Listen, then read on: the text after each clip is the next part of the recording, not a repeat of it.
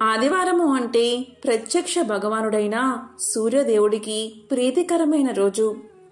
ఈరోజు ఏం చేయకపోయినా సరే ఈ 5 పరిహారాలు పాటిస్తే జీవితంలో సంపద, శ్రేయస్సు సిద్ధిస్తుందట. మరి ఆదివారం రోజు ఏ పరిహారాలు పాటిస్తే సకల శుభాలు కలుగుతాయో ఇప్పుడు ఈ వీడియోలో తెలుసుకుందాం. ముందుగా సూర్యనారాయణుడికి సంబంధించిన ఒక విశేషమైన కథను ఇప్పుడు విందాం.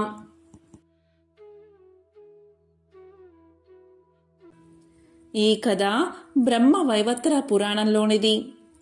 ప్రత్యక్ష దైవమైన సూర్యుడు సమస్త మానవాళికి జవజీవాలను కల్పిస్తున్నాడు. ఆ భగవానుడి వల్ల మానవులే కాదు దేవతలు మేలు పొందారని పురాణాలు చెబుతున్నాయి. సూర్యుడు క్రియాశక్తి ప్రవృత్తి కిరణాలతో దేవతలను, పితృదేవతలను, మనుషుల్ని తృప్తిపరుస్తూ ఉంటాడు. కశ్య ప్రజాపతి అదితి దంపతుల ముద్దుల కుమారుడే సూర్యుడు. ఆ సమయానికే రాక్షసుల ఆగడాలు హెచ్చు పెరిగాయి. అసురుల ఆట కట్టించగల అపార శక్తిమంతుణ్ణి బిడ్డగా ప్రసాదించమని అదితి సౌరశక్తిని ప్రార్థించింది. విశ్వమంతా విస్తరించిన తేజస్సునే సంక్షిప్తకరించి ఆ తల్లి కడుపున నిక్షిప్తం చేసిందా దివ్యకాంతి. పుట్టబోయే కొడుకు కోసం వ్రతాలు, ఉపవాసాలు చేస్తున్న అదితిని చూసి కశ్యపుడు ఎగతాళి చేశాడు. బిడ్డని ఆకలితో చంపేస్తావా అని అరిచాడు. ఆ మాటకు తల్లి మనసు గాయపడింది. నిరసనగా తన గర్భాండాన్ని త్యంజించింది. ఆమె కడుపులో నుంచి నేలమీద పడగానే 1,00,000 అగ్నిగోళాల్లా బగబగా మండిందా అండం. ఆ వేడికి సృష్టి అతలాకుతలమయ్యింది. అదితి కశ్యపుల ప్రార్థన తర్వాత ఆ అండం పగిలి అందులోంచి అందమైన పసివాడు బయటకొచ్చాడు. ఆ బాలుడే బాణుడు. ఆ రోజే 7 గుర్రాల రథాన్ని అధిరోహించి వెలుగుల దేవుడిగా బాధ్యతలు స్వీకరించాడు అని మత్స్య పురాణం తెలియచేస్తుంది. తల్లి కోరిక మేరకు దేవతల శత్రువులైన రాక్షసుల్ని ఓడించినందువల్ల ఆదిత్యుడు అని పిలువబడ్డాడు. సూర్యుడు ఎరుపు వర్ణం కలవాడు. ఆయన రథమునందు ఒకే చక్రం ఉంటుంది. దీనిని సంవత్సరము అంటారు. ఈ రథం 12 మాసాలు, 6 ఋతువులు, 4 మాసాలు చొప్పున 3 నాభులు ఉంటాయి. ఇదే కాలచక్రం అని కూడా అంటారు. కాబట్టి సూర్య భగవానుడు 12 మాసాలలో 12 పేర్లతో ఆరాధించబడతాడు. విశ్వకర్మ తన నైపుణ్యాన్నంతా గుదిగుచ్చి అగ్నిగోళం లాంటి సూర్యబింబాన్ని అరగదీసి కరగదీసి తాప తీవ్రతను తగ్గించాడు. ఆ అరుగుదల్లో పుట్టిన రేణువుల నుంచి విష్ణువుకు చక్రాన్ని, శివుడికి శూలాన్ని తయారు చేసిచ్చాడని పురాణ కథనం. ఖగోళ శాస్త్రం ప్రకారం సూర్యుడి వయస్సు 460 కోట్ల సంవత్సరాలు. దాదాపుగా సృష్టి వయసు కూడా అదే. సూర్య భగవానుడి రూపాలను 12గా, వారిని 12 ఆదిత్యులుగా ఆయా మాసాలలో ఆ రూపాల్లో పూజిస్తూ ఉంటారు. వాటిలో భాగంగానే కశ్య ప్రజాపతి కుమారుడు సూర్యుడని, వారిలో ఇక్ష్వాకుడు రాజైన కారణంగా ఇక్ష్వాకు వంశంలో రాజులందరినీ సూర్యవంశరాజులు అంటారని చెబుతూ ఉంటారు. సూర్యుడు వేసే ప్రతి అడుగు వేగానికి, కాలగమనానికి కొలబద్ద. మనం లెక్కించే సెకన్లు, నిమిషాలు, గంటలు, రోజులు, వారాలు, నెలలు, సంవత్సరాలకు ఆధారం సూర్యుడే. కాలమే వేద స్వరూపం అంటుంది వేదం. కాలం కంటికి కనబడదు, దైవమో అంతే. కానీ కాలానికి ప్రామాణికమైన సూర్యుడు మనకు కనిపిస్తాడు. అందుకే ఆయన్ని ప్రత్యక్ష దైవంలా కొలచి ఆది నారాయణుడిగా ఆరాధిస్తాం. భౌతిక, వైజ్ఞానిక దృష్టితో పరిశీలిస్తే సృష్టి, స్థితి, లయకారకుడు సూర్యుడు మాత్రమే. ఆయన వల్లే సమస్త ప్రకృతి చైతన్యమవుతుంది. సూర్యుడికి ఎంతో ప్రీతికరమైనది ఆదివార వ్రతం. సూర్యుడు అనంతమైన కిరణాలు కలవాడు, జగత్తుకు వెలుగు ప్రసాదించేవాడు, జ్యోతి స్వరూపుడు, దినరాత్రాలు ఏర్పరిచినవాడు. ఆయురారోగ్యాలు ప్రసాదించేవాడు, శుభాలను కలిగించేవాడు, ముల్లోకాలకు చూడామణి, దినాలకు మణి వంటివాడు. అతని పేరు మీద ఏర్పడిన రోజే ఆదివారం. ఆదివార వ్రతం చేయడం వల్ల అనంతమైన లాభాలు కలుగుతాయి. మరి దానికి సంబంధించిన పురాణ కథను ఇప్పుడు విందాం. పూర్వం ఉజ్జయిని నగరంలో ఒక అవ్వ ఉండేది. ఆమెకు ఎవరూ లేరు. దైవభక్తి పరారురాలు. తెల్లవారుజామునే లేచి ఆవు పేడతో నీళ్లు చల్లి బియ్యపు పిండితో ముగ్గులు వేసేది. స్నానం చేసి శుచిగా దేవుణ్ణి పూజించేది. అంతవరకు మంచినీళ్లు కూడా ముట్టేది కాదు. అవ్వ వద్ద ఆవు లేకపోవడం వల్ల పొరుగింటి వారి నుంచి గోమయం తెచ్చుకునేది. అవ్వ ఏ రోగాలు లేకుండా ఆరోగ్యంగానూ సంతోషంగానూ ఉండడం చూసి పొరుగామి ఎంతో ఈర్ష్యపడేది. నా ఆవు పేడ వల్లనే కదా ఈ అవ్వ ఇల్లు అలుకుతున్నది, సుఖంగా ఉంది. నేను పేడ ఇవ్వకపోతే అవ్వకు సుఖ సంతోషాలు ఉండవు అనుకుని పేడ ఇవ్వలేదు. ఇల్లు అలకని కారణంగా అవ్వ ఆ రోజు తిండి తినలేదు. కాకతాళీయంగా ఆ రోజు మాగపు ఆదివారం. నీరసంగా దినమంతా పస్తు ఉండి నిద్ర పోలేకపోయింది. రాత్రల్లా ఒకే ఆలోచన. రేపు పేడ దొరక్కపోతే ఉపవాసం ఉండాలి అనుకుంది. కరుణామయుడైన ఆ సూర్య భగవానుడు ఈ చిన్నపాటి కోరిక తీర్చడా అనుకుంది. కోడి కూతతో పక్క మీద నుంచి దిగి వీధి గుమ్మం వద్దకు వచ్చింది. ఆమె ఆనందానికి హద్దులు లేవు. ఎందుకు అంటే గుమ్మం ముందు ధవల వర్ణంతో మెరిసిపోతున్న ఆవు కట్టి ఉంది. అవ్వను చూడగానే పేడ వేసింది ఆ ఆవు. అప్పుడే భాస్కరుడి కిరణాలు నేలమీద పడుతున్నాయి. అవ్వ గోవుకి దండం పెట్టి గోమయంతో ఇల్లంతా అలికి సంతోషంగా నిత్య కర్మలు పూర్తి చేసింది. ఆవు అక్కడ్నుంచి కదల్లేదు. తను వండుకున్నదే ఆవుకు ముందు పెట్టి తరువాత తాను తింది అవ్వ. రాత్రైనా ఆవు కదల్లేదు. దేవుడే తనకిచ్చాడని అనుకుంది అవ్వ. అలా అనుకుని ఆవుని ఇంట్లో కట్టుకుంది. రోజూ ఆవుకు మేత పెడుతుంది. పొరిగింటామె ఈ ఆవు అవ్వకు ఎవరిచ్చారు అని అనుకుంది. బహుశా దొంగలించిందేమో అనే అనుమానంతో గ్రామాధికారికి ఫిర్యాదు చేసింది పొరిగింటావిడ. దాంతో గ్రామాధికారి మనుషులు వచ్చి నువ్వు దొంగవు, నేరం చేశావు అని నేరాన్ని మోపి ఆవును తోలికెళ్లిపోయారు. ఆ రాత్రి ఆమె దేవుణ్ణి తలుచుకుంటూనే గడిపింది. అదే రాత్రి సూర్య భగవానుడు గ్రామాధికారికి కల్లో కనిపించి ఆ అవ్వ దొంగ కాదు, ఆవును నేనే ఇచ్చాను. తెల్లవారక మునిపే ఆవును తిరిగి ఆమెకిచ్చి పరిహారంగా 10 రూకలు ఇవ్వి అన్నాడు. కోడి కూతతో లేచి ఈ రోజైనా పొరుగామి పేడ ఇస్తుందా లేదా అన్న సందేహంతో వీధిలోకి వచ్చింది అవ్వ. గ్రామాధికారి మనిషి ఆవును అవ్వకు అప్పగించి ఇలా పలికాడు. అవ్వా, ఈ ఆవు నీదే. నష్టపరిహారంగా మా యజమాని 10 రూకలిచ్చాడు, తీసుకో అన్నాడు. దీంతో అవ్వ ఎంతగానో సంతోషించింది. ఆ సూర్య భగవానుణ్ణి వేవేల స్తుతించింది. అబద్ధం చెప్పిన పొరిగింటామెకు శిక్ష పడింది. ఆనాటి నుండి ఆ గ్రామవాసులు ఆదివార వ్రతాన్ని చేయడం మొదలుపెట్టారు. ఆదివారం ఈ వ్రతాన్ని ఆచరించడం వల్ల జన్మ జన్మల సంచిత పాపం నశించి అనంత పుణ్యం లభిస్తుంది. అంతేకాదు, రోగ భయాలు ఉండవు. సిరి సంపదలతో ఇల్లు కలకలలాడుతుంది.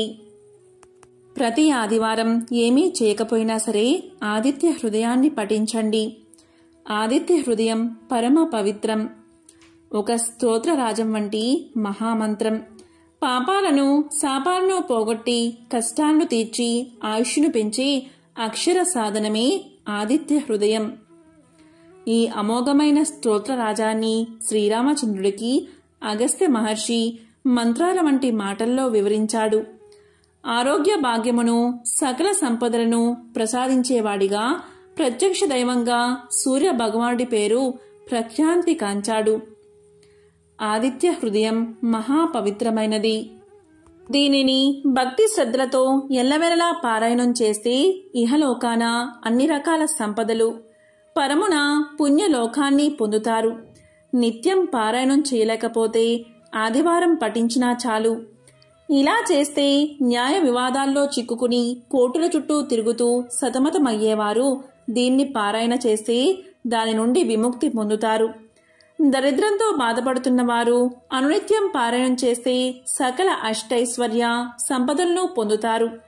అనారోగ్య రుగ్మలతో బాధపడుతున్నవారు ఆదిత్య హృదయాన్ని పఠిస్తే రోగాలు మాయమవుతాయి. నిరుద్యోగులు పారాయణ చేస్తే మంచి ఉద్యోగం లభిస్తుంది. విద్యార్థులు పారాయణం చేస్తే పరీక్షల్లో మంచి మార్కులతో ఉత్తీర్ణులవుతారు. ఆదిత్య హృదయం రామ రావణ సంగ్రామంలో వెలువడింది. రామరావణ యుద్ధం జరుగుతుంది. గొప్ప తపశక్తితో పరమశివుడి అనుగ్రహం పొందిన రావణుడు ధైర్యంగా శ్రీరాముణ్ణి ఎదుర్కొంటున్నాడు. రావణుణ్ణి ఎలా సంహరించడమా అని శ్రీరాముడు తీవ్రంగా ఆలోచిస్తున్నాడు. అమోఘమైన తపశ్శక్తి కలిగిన రావణాసురుణ్ణి వధించడానికి శ్రీరామునికి శక్యం కాలేదు. రావణుడు చావు లేకుండానట్లు అనేక వరాలు పొందడం వల్ల శ్రీరామునికి రావణాసుర వధ వీలు కాలేదు. శ్రీరాముడు ఎన్ని అస్త్రశస్త్రాలు ప్రయోగించినా రావణుడు చావలేదు. దీనితో శ్రీరాముడు ఎంతో బాధపడ్డాడు. ఈ యుద్ధాన్ని అంతరిక్షం నుంచి దేవతలు, గంధర్వులు, మహర్షులు మొదలైన వారంతా తిలకిస్తున్నారు. వారిలో అగస్త్య మహర్షి కూడా ఉన్నాడు. రావణుడి యుద్ధ తీవ్రత చూసి దిగులుతో ఉన్న శ్రీరాముడి సమీపానికి అగస్త్యుడు వచ్చి అతడి దైవత్వాన్ని గుర్తుచేసి ఆదిత్య హృదయ మంత్రాన్ని బోధించాడు. రామ రావణ యుద్ధాన్ని చూడడానికై దేవతలతో కలిసి అగస్త్య మహాముని శ్రీరాముణ్ణి చేరుకుని ఇలా పలికాడు. ఓ రామా, నీకు మహాపవిత్రమైన రహస్యాన్ని చెప్తాను. శ్రద్ధగా విను. దీనివల్ల నీవు యుద్ధంలో రావణుణ్ణి సులభంగా జయిస్తావు. మహాపుణ్యప్రదం, జయప్రదం, మంగళకరం, శుభకరం, సమస్త పాపాలను నశింపచేసేది, దీర్ఘ ఆయుష్ను కలగజేసేది అయిన ఆదిత్య హృదయాన్ని నీకు ఉపదేశిస్తాను. దీనిని నీవు భక్తి శ్రద్ధలతో పఠిస్తే యుద్ధంలో సులభంగా విజయాన్ని సాధిస్తావు అని చెప్పి మంత్రాన్ని ఉపదేశించాడు. బ్రహ్మ మొదలైన సమస్త దేవతలు అనగా బ్రహ్మ, విష్ణువు, శివుడు, కుమారస్వామి, 9 ప్రజాపతులు, దేవేంద్రుడు, కుబేరుడు, మృత్యువు, యముడు, చంద్రుడు, సముద్రుడు అను వీరందరూ ఇతనే. పితృదేవతలు, అష్టవసువులు, సాధ్యులు, అశ్విని దేవతలు, మరుత్తులు, మనువు, వాయువు, అగ్ని మొదలగు వారిలో సూర్యుడే అంతర్యామి అయి ఉన్నాడు. బంగారు రూపం గల అందం, గర్భమందు కలవాడు, బంగారంతో సమానమైన అంతఃకరణ కలవాడును, చల్లని వాడవును, శత్రు సంతానములను పోగొట్టు వాడును, లోకమునకు వెలుతురు కలగజేయవాడువును, అదితి యొక్క కుమారుడవును, మంచును పోగొట్టు వాడవును అయినా నీకు భక్తితో నమస్కరించి స్తోత్రాన్ని చేస్తున్నాను. ఋగ్వేదం, యజుర్వేదం, సామవేదం, అథర్వణ వేదం అనే 4 వేదాల యొక్క సారం అయిన వాడవు. సమస్త వేదాలు నీవే అయిన వాడవు. సముద్ర జలముపై శయనించు వాడవు. దక్షిణాయనమున వింధ్య పర్వతమున సంచరించు వాడవు. అయినా నిన్ను భక్తి శ్రద్ధలతో సేవించుచున్నాను అని శ్రీరాముడు పలికాడు. సమస్త నక్షత్రాలకి, గ్రహాలకి అధిపతివైన వాడవును, లోకానికి ఆధారభూతుడవును, స్వర్గం, చంద్రుడు, సూర్యుడు, నక్షత్రాలతో ఉండు ఆకాశం, దిక్కులు, భూమి, సముద్రం అన్నీ నీ వీర్యముచే నిలిచి ఉన్నాయి. ఇంద్రుడు, దాత, భృగుడు, పూషుడు, మిత్రుడు, వరుణుడు, ఆర్యముడు, అర్చిస్సు, వివస్వంతుడు, త్వష్ట, సవిత, విష్ణువు అనే పేరుగల 12 ఆదిత్యులలో అంతర్యామి అయిన నీకు భక్తితో నమస్కారం చేస్తున్నాను. ఈ విధంగా శ్రీరాముడు ఆదిత్య హృదయాన్ని 3 సార్లు పఠించగా ఆ పరమాత్ముడు ఆనందించిన వాడై దేవతలతో కలిసి వచ్చి ఆదిత్యుడు పులకాంకిత శరీరుడై శ్రీరాముణ్ణి చూసి ఇలా పలికాడు: ఓ రామా, రావణుడకు అంత్యకాలం సంప్రాప్తించింది. ఆలస్యం చేయకుండా త్వరపడు అని ఆశీర్వదించాడు. త్వర అనే మాట ఆదిత్యుని నోట వెలువడిన వెంటనే రావణ సంహారం జరిగి లోక కళ్యాణం జరిగింది. బయటి శత్రువునే కాక అంతఃశత్రువులను కూడా అవలీలగా జయించేందుకు ఆదిత్య హృదయం అమోఘమైన అక్షర సాధనమని ఉపదేశించాడు. తాను వెలుగుతూ ప్రపంచానికి వెలుగును ప్రసాదించే భాస్కరుణ్ణి నమ్ముకుంటే ఏమీ లోటు ఉండదు అన్నాడు. సూర్యుడికి గల విశేషనామాలు ఆదిత్య హృదయంలో ప్రస్తావించబడ్డాయి. గంగానది విష్ణు పాదాల నుంచి పుట్టింది. యమున సూర్యుడికి, సంధ్యాదేవికి జన్మించింది. అటువంటి నదుల సంగమ స్థానం చాలా పవిత్రమైనది. గంగానదిని స్మరించినంత మాత్రం చేతనే సర్వ బాధలు తొలగిపోతాయి, సమస్త పాపాలు నశిస్తాయి. గంగానదీ తీరంలో ప్రయాగ అనే పవిత్ర తీర్థముంది. బ్రహ్మదేవుడు ఇక్కడ యజ్ఞం చేశాడు. ఇక్కడ అన్ని తీర్థాల్లోనూ స్నానం చెయ్యవచ్చు.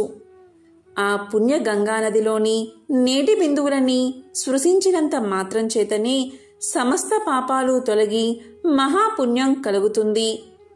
ఈ విధంగా నారద మహర్షి గంగ గురించి తెలియచేస్తూ గంగా నది స్నానం వల్ల సకల పాపాలు తొలగిపోతాయని చెప్తూ ఇంకా ఇలా తెలియచేశాడు. సూర్యవంశంలో పురూరవుడు అనే రాజు ఉండేవాడు. అతని కుమారుడు బాహు. తండ్రి మరణం తర్వాత బాహు రాజయ్యాడు. అతను ధర్మాత్ముడు. ప్రజల్ని చక్కగా పరిపాలించేవాడు. ప్రజల్ని కన్న బిడ్డల్లా చూసుకునేవాడు. బ్రాహ్మణ, క్షత్రియ, వైశ్య, శూద్ర అనే 4 వర్ణాలు ఉంటాయి. వారు ఎవరి విద్యుత్ కర్మలను వారు అనుసరించాలి, లేకపోతే పూర్తిగా నాశనం అవుతారు. బాహు పరిపాలనలో వర్ణాశ్రమ ధర్మాలు సక్రమంగా కొనసాగేవి. భూమి మీద ఉన్న అన్ని ద్వీపాలలో బాహు అశ్వమేధ యాగాన్ని చేశాడు. బాహు ఎంతో తెలివైనవాడు. శత్రువులందరినీ జయించాడు. బాహు పరిపాలనలో అందరూ సుఖశాంతులతో ఉండేవారు. వర్షాలు సక్రమంగా పడి పంటలు బాగా పండేవి. ఇలా ఆ రాజు 90,000 సంవత్సరాలు రాజ్యాన్ని పరిపాలించాడు. ఇలా ఉండడం వల్ల బాహుకు అహంకారం పెరిగిపోయింది. అతను ఇలా అనుకున్నాడు: నేను ఈ ప్రపంచాన్ని పాలిస్తున్నాను. నేను ఎన్నో యజ్ఞాలు చేశాను. నేను ఎంతో శక్తివంతుణ్ణి. నన్ను కాక ప్రజలందరూ ఎందుకు దేవుణ్ణి పూజిస్తున్నారు? నేను అన్ని శాస్త్రాలు చదివిన పండితుణ్ణి కదా. నాకంటే ఎవరు గొప్పవారు అనుకున్నాడు. ఇటువంటి అహంకారం నుండి మిగిలిన ఇతర దుష్ట భావాలు వచ్చాయి. యవ్వనం, ఐశ్వర్యం, అధికారం, ముందుచూపు లేకపోవడం మొదలైనవి దుఃఖానికి దారితీస్తాయి. అన్ని దుర్గుణాలు బాహుకు వచ్చేశాయి. అతనిలో అసూయ, ద్వేషాలు కూడా చేరినందువల్ల శత్రువులు ఎక్కువయ్యారు. అధర్మవర్ధనుడు అయినందువల్ల విష్ణువు, లక్ష్మీదేవి అతన్ని విడిచిపెట్టారు. బాహు 1 నెల యుద్ధం చేసి హైహయులు తాళజంగుల చేతిలో ఓడిపోయాడు. వారు రాజ్యాన్ని ఆక్రమించుకుని బాహును వెళ్ళగొట్టారు. బాహు యొక్క భార్య యాదవి. అప్పటికి నిండు చూలాలు. బాహు యొక్క శత్రువులు అతన్ని వెళ్ళగొట్టడంతో సంతృప్తి పడలేదు. బాహు కుమారుడు జన్మించాక తమ మీద పగ తీర్చుకుంటాడేమో అని భయపడ్డారు. అందువల్ల యాదవికి విషాన్ని ఇచ్చారు. అప్పటికి తాను చేసిన పాపాలకు బాహుకి పశ్చాత్తాపం కలిగింది. అతను భార్యతో కలిసి ఔరముని ఆశ్రమానికి బయలుదేరాడు. ఆ ఆశ్రమం చాలా దూరం ఉండడం వల్ల అతనికి ఆకలి, దప్పిక కలిగాయి. అక్కడ అంటే వెళ్లే దారిలో ఒక చెరువు కనిపించింది. దానిలో వారు నీరు తాగి చెట్టు కింద విశ్రాంతి తీసుకున్నారు. ఆ చెట్టు మీద చాలా పక్షులు ఉన్నాయి. దాక్కోండి అందరూ, బాహు ఇక్కడికి వచ్చాడు, అతన్ని చూడకండి అని పక్షులు అనుకుంటూ ఉన్నాయి. బాహు ఆ మాటలు విన్నాడు. ప్రజలు కూడా తన గురించి విమర్శిస్తున్నారు అని అనుకున్నాడు. రాజ్యం పోయినందుకు అతని సామంతులు కూడా బాధపడలేదు. వీటిని తలుచుకుని బాహుకి జీవించాలి అనే కోరిక నశించింది. అతను వృద్ధుడు అయ్యాడు. ఆరోగ్యం కూడా క్షీణించిపోయింది. అతను మరణించాడు. అతని భార్య సహగమనం చెయ్యాలి అనుకుంది. కాని ఔరవుడు ఆమెను వారించాడు. ఔరవ మహర్షి ఇలా పలికాడు, అమ్మా, నీవు నిండు గర్భిణివి. సహగమనం చేస్తే నీవు హత్య చేసినట్లు. నీవు అలాంటి పని మాత్రం చెయ్యవద్దు. నేను దీనిని ఏమాత్రం సహించను. నీవు ఒక శక్తివంతుడైన రాజుకి జన్మను ఇవ్వబోతున్నావు అన్నాడు. దానికి ఆమె అంగీకరించి భర్తకు అంత్యక్రియలు చేసి ఔరవముని ఆశ్రమానికి వెళ్ళింది. ఔరవుని ఆశ్రమంలో యాదవి ఒక కుమారుణ్ణి కన్నది. శత్రువులు ఆమెకు ఇచ్చిన విషం ప్రసవ సమయంలో బయటకు వచ్చేసింది. తల్లిని బిడ్డను ఆ విషం ఏమీ చెయ్యలేదు. గర అంటే విషమని అర్థం, సా అంటే కూడా అని అర్థం. కాబట్టి ఆమె కుమారుడికి సగరుడు అనే పేరు పెట్టింది. ఔరవుడు సగరుడికి అన్ని శాస్త్రాలు నేర్పించాడు. క్షత్రియ ధర్మాలను తెలియచేశాడు. అతను పెద్దవాడిన తర్వాత యుద్ధకళ నేర్పించాడు. సగరుడు న్యాయవంతుడు, ధైర్యవంతుడు అయ్యాడు. తరువాత సగరుడు తల్లిని ఇలా అడిగాడు, నా తండ్రి ఎక్కడున్నారు? అసలు నా తండ్రి ఎవరు? తండ్రి లేని జన్మ ఎందుకు? దయచేసి నా తండ్రి ఎవరో చెప్పు అని తల్లిని అడిగాడు. అంతవరకు యాదవి సగరుడికి తండ్రి గురించి చెప్పలేదు. ఇప్పుడు చెప్పలేక తప్పలేదు. నీ తండ్రిని శత్రువులు తరిమేశారు నాయనా అని చెప్పింది.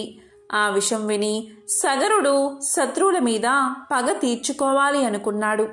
తల్లి ఆశీర్వాదాన్ని ఔరవుని దీవెల్లో తీసుకుని సగరుడు బయలుదేరాడు. వశిష్ఠుడు బాహు యొక్క గురువు కాబట్టి సగరునికి కూడా గురువే. సగరుడు వశిష్ఠుని వద్దకు పోయి అతని ఆశీర్వాదాన్ని తీసుకున్నాడు. వశిష్ఠుడు సగరునికి ఇంద్రాస్త్రాన్ని, వరుణాస్త్రాన్ని, బ్రహ్మాస్త్రాన్ని, ఆగ్నేయాస్త్రాన్ని మొదలైన దివ్య అస్త్రాలు ఇచ్చాడు. శక్తివంతమైన ధనస్సు కూడా ఇచ్చాడు. వీటి వల్ల సగరుడు అజేయుడు అయ్యాడు. సగరుడు శత్రువులపై యుద్ధం చేశాడు. కొంతమంది శత్రువులు చనిపోయారు. బతికున్నవారు వశిష్ఠుని వద్దకు రక్షణ కోసం వెళ్లారు. అప్పుడు సగరుడు వశిష్ఠుడితో ఇలా చెప్పాడు, ఋషివర్య, ఈ పాపాత్ములను చంపడం అవసరం. వారికి మీరు రక్షణ ఇవ్వకండి. శత్రువుని బతకనివ్వకూడదు అన్నాడు. దానికి వశిష్ఠుడు ఇలా పలికాడు, వద్దు, వారిని బతకనివ్వు. తెలివి తక్కువగా చంపడం మంచిది కాదు. తరువాత వారి పాపాలకు వారే శిక్షను అనుభవిస్తారు. రక్షణ కోసం వచ్చిన వారిని చంపి నువ్వు పాపాన్ని ఎందుకు మూట కట్టుకుంటావు అన్నాడు వశిష్ఠుడు. అప్పుడు సగరుడు వారిని చంపకుండా విడిచిపెట్టాడు. కాని వారిని మరో విధంగా శిక్షించాడు. అతని శత్రువుల్లో కొంతమందికి శిరోజాలు కత్తిరించాడు. కొంతమంది యవ్వనులకు శిరోజాలను పొడవుగా పెంచాలి అని శాసించాడు. కొంతమంది శత్రువులకు శిరోముండనం చేయించడమే కాకుండా వారి గడ్డాలను తీయించాడు. వారిని వేదాలు చదవకూడదు అని నిషేధించాడు. ఇలా జరిగిన తర్వాత వశిష్ఠుడు సగరునికి పట్టాభిషేకం చేశాడు. సగరుడికి 2 భార్యలు. ఒకరు కేశని, ఆమె విదర్భరాజు కుమార్తె. 2వ భార్య సుమతి. సగరుడు రాజైన విషయం విని ఔరవుడు అతన్ని ఆశీర్వదించడానికి వచ్చాడు. అప్పుడు ఔరవుడు సగరుడితో ఇలా పలికాడు, నేను నీకు 2 వరాలు ఇవ్వాలి అనుకుంటున్నాను. నీ భార్యలో ఒకరికి ఒకే ఒక కుమారుడు జన్మిస్తాడు. మరొకరికి 60,000 మంది కుమారులు కలుగుతారు. ఏ భార్యకు ఏది కావాలో కోరుకో అన్నాడు. దానికి రాజు కేశనికి ఒక కుమారుడు, అలాగే సుమతికి 60,000 మంది కుమారులు కావాలి అని ప్రార్థించాడు. ఆ విధంగానే కేశనికి ఒక కుమారుడు పుట్టాడు. అతను చాలా దుర్మార్గుడు అయ్యాడు. అతనికి అసమంజసుడు అనే పేరు పెట్టారు. సుమతికి 60,000 మంది పుత్రులు కలిగారు. వారందరూ కూడా అసమంజసుడిలాగే దుర్మార్గులు అయ్యారు.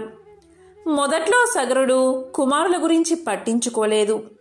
అసమంజసుడికి ఒక కొడుకు పుట్టాడు. అతని పేరు అంశుమంతుడు. అంశుమంతుడు తండ్రిలా దుర్మార్గుడు కాదు, ధర్మ బుద్ధి కలవాడు. సగరపుత్రులు 60,000 మంది చాలా దుర్మార్గంగా ప్రవర్తించసాగారు.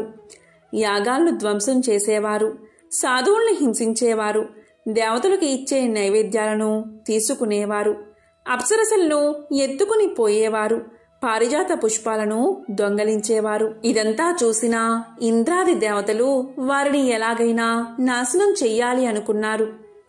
వారందరూ కలిసి కపిలుడు అనే ముని ఆశ్రమానికి చేరుకున్నారు.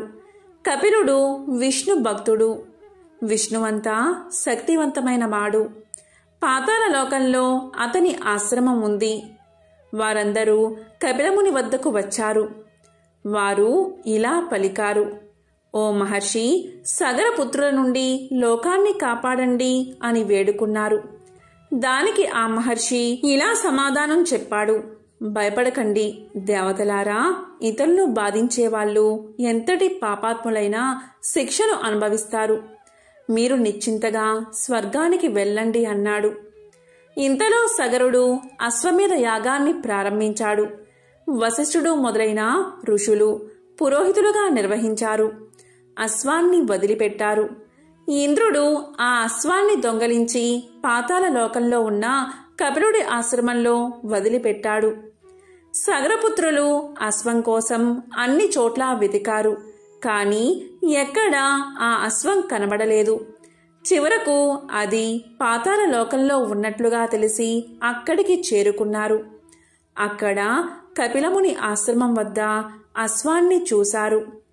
కపిలుడు తపస్సు చేసుకుంటూ ఉన్నాడు. వారు రావడం కపిలుడు గమనించలేదు.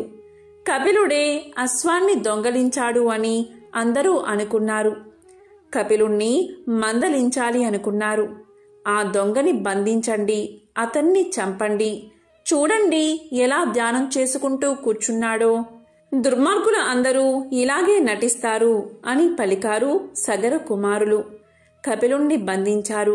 కాని కపిలుడు ధ్యాన ముద్రలోనే ఉన్నాడు.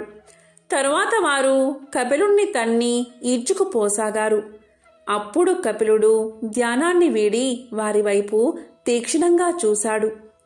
అంతే, అందరూ అక్కడికక్కడే క్షణకాలంలోనే భస్మం అయిపోయారు. ఆ కపిలుడి కోపానికి చుట్టుపక్కల ఉండే పాములన్నీ ఆ వేడికి తట్టుకోలేక సముద్రంలోకి పారిపోయాయి. ఈ విషయాన్ని నారద మహర్షి సగరుడికి జారవేశాడు. కాని సగరుడు కొంచెం కూడా బాధపడలేదు.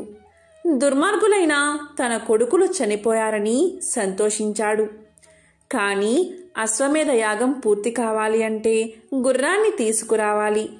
పైగా పుత్రులేనివారు యజ్ఞాన్ని చేయకూడదు. సగరుడు అంశుమంతుణ్ణి దత్తత తీసుకున్నాడు. గుర్రాన్ని తెమ్మని పంపించాడు. అప్పుడు అంశుమంతుడు కపిలుడి ఆశ్రమానికి వెళ్ళాడు. కపిలుణ్ణి దర్శించి ఆయనతో ఇలా పలికాడు: మహర్షి, మా తండ్రి పినతండ్రులు చేసిన దుశ్చర్యలకు క్షమించండి.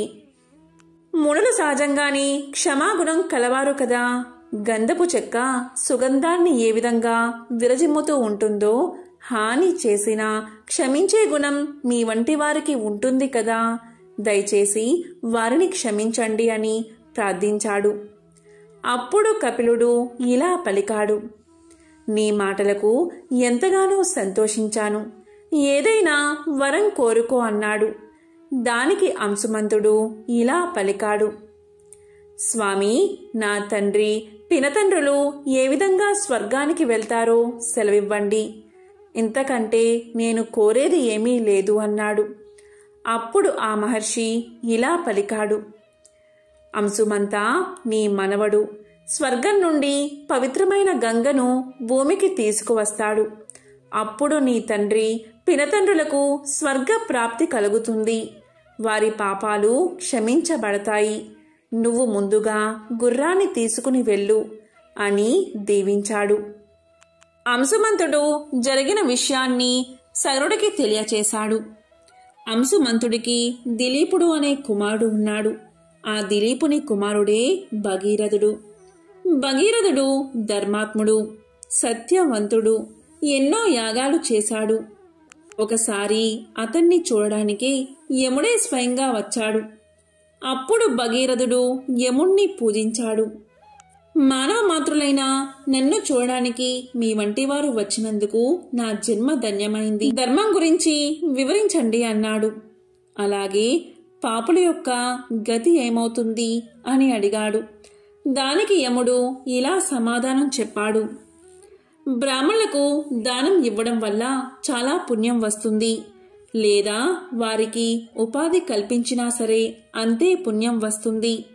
తులసి మొక్కను పెంచితే అలాంటివాడు ధన్యుడు అవుతాడు. పాపాలు నశించిపోతాయి. విష్ణువుకి పాలతోనూ నేతితోనూ అభిషేకం చేస్తే స్వర్గ ప్రాప్తి కలుగుతుంది. విగ్రహాలను కొబ్బరి నీటితో కానీ చెరుకు రసంతో కానీ అభిషేకించాలి. శివుడి విగ్రహాలను కూడా ఇలాగే అభిషేకించాలి అని చెప్పి చివరికి యముడు భగీరథుడితో ఇలా అన్నాడు: రాజా, నీ ప్రశ్నలు అన్నిటికీ సమాధానాలు చెప్పాను. ధర్మంగా ప్రవర్తించి అభివృద్ధి చెందు, ప్రజల్ని బాగా పరిపాలించు, విష్ణు భక్తిని కలిగి ఉండు. కానీ శివకేశవులకు భేదం లేదని గ్రహించు. నీ పూర్వీకులు పాపాత్ములు. వారు నరకంలో నానా బాధలు పడుతున్నారు. వారి భస్మాలపై గంగానది ప్రవహిస్తే వారికి ముక్తి కలుగుతుంది.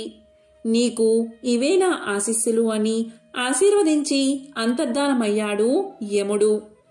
అంతా విన్న భగీరథుడు గంగను భూమి మీదకు తీసుకురావడానికి గోదావరి తీరానికి వెళ్లి తపస్సు చేయడం మొదలుపెట్టాడు.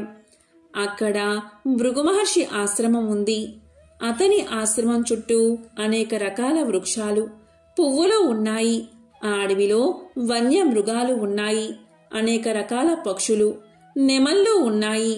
అప్పుడు భగీరథుడు ఇలా అన్నాడు: మహాత్మా, మీరు ధర్మశాస్త్రాలు తెలిసినవారు. విష్ణుమూర్తిని ప్రసన్నం ఎలా చేసుకోవాలో తెలియచేయండి అన్నాడు. దానికి భృగువు ఇలా పలికాడు: రాజా, నీవు సత్యవంతుడివి. అందుకే నీవు నీ పూర్వీకులకు విముక్తి కలిగించాలి అనుకుంటున్నావు. సజ్జన సాంగత్యం చెయ్యి, అసత్యం పలకకు, హింసను విడనాడు, విష్ణువును ప్రార్థించు, నీకు పుణ్యం లభిస్తుంది అని చెప్పాడు. అప్పుడు భగీరథుడు ఇలా అడిగాడు: అసలు మహర్షి, సత్యం అంటే ఏమిటి? అహింస అంటే ఏమిటి? విష్ణువుని ఎలా ప్రార్థించాలి? నన్ను మీ కొడుకుగా భావించి నా ప్రశ్నకు సమాధానం చెప్పండి అన్నాడు.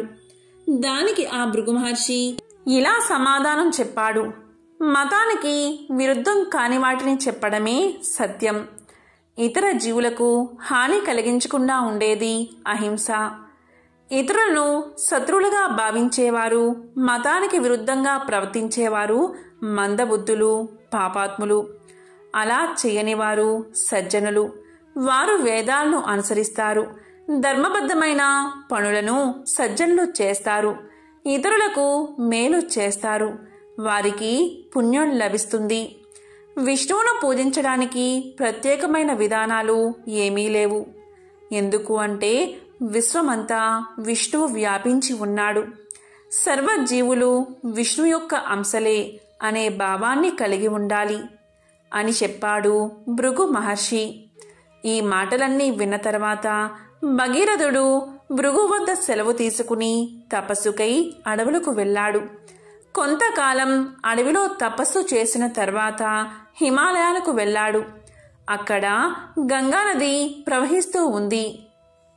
ఆ ప్రదేశంలో భగీరథుడు ఘోరమైన తపస్సు చేశాడు. చాలా కాలం గడిచిపోయింది.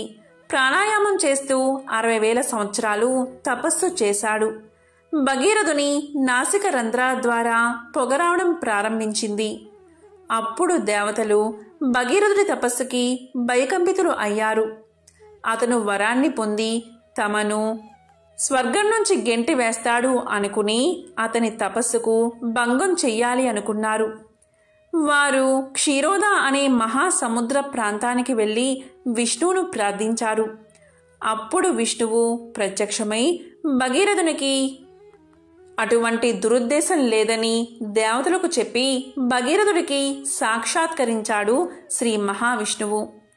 అప్పుడు మహావిష్ణువు ఇలా పలికాడు, భగీరథ, నువ్వు నీ పూర్వీకులకు స్వర్గప్రాప్తి కలిగించాలి అనుకుంటున్నావు. శివుడికి నాకు భేదం లేదు. శివుణ్ణి ప్రార్థిస్తే నీ కోరిక తీరుతుంది అన్నాడు. అప్పుడు భగీరథుడు విష్ణువు మాటపై శివుణ్ణి ప్రార్థించాడు. అప్పుడు శివుడు ప్రత్యక్షమయ్యాడు. భగీరథ, నీ తపస్సుకు మెచ్చాను. ఏ వరం కావాలో కోరుకో అన్నాడు. అప్పుడు భగీరథుడు, ప్రభు, నా పూర్వీకులకు సద్గతి కలిగించాలి అని కోరుకుంటున్నాను. కాబట్టి గంగను భూమి మీదకి రప్పించండి అన్నాడు. అప్పుడు శివుడు వరాన్ని ఇచ్చి అదృశ్యమయ్యాడు. వెంటనే గంగ బయలుదేరింది. అందువల్ల గంగకు భాగీరథి అనే పేరు వచ్చింది. భగీరథుడు గంగను కపిలముని ఆశ్రమానికి తీసుకువచ్చాడు. అతని పూర్వీకుల భస్మాల మీదుగా గంగను ప్రవహింపచేశాడు. దీంతో భగీరథుని పూర్వీకులకు స్వర్గ ప్రాప్తి కలిగింది. ఇదే గంగానది మహత్యాన్ని తెలిపే ఒక విశేషమైన కథ. ఎంతో పవిత్రమైన ఈ కథను విన్నా, చదివినా, చెప్పినా, వినిపించినా సకల శుభాలు కలుగుతాయి. ఓం నమః శివాయ. ఓం నమో నారాయణాయ. ఓం సూర్యాయ నమః.